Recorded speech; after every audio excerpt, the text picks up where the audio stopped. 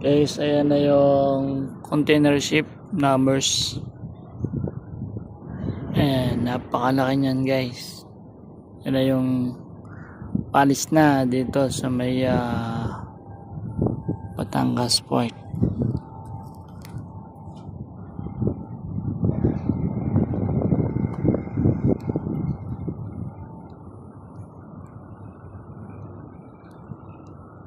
Natatandaan nyo ba guys yung super shuttle na nalubog dito sa area na to? Wala na, natanggal na yon. Ayan po yung update natin ngayon na